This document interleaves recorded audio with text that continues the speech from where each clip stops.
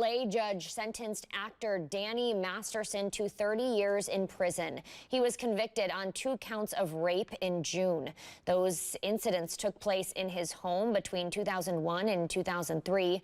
That was the height of Masterson's popularity when he was portraying Stephen Hyde in That 70s Show.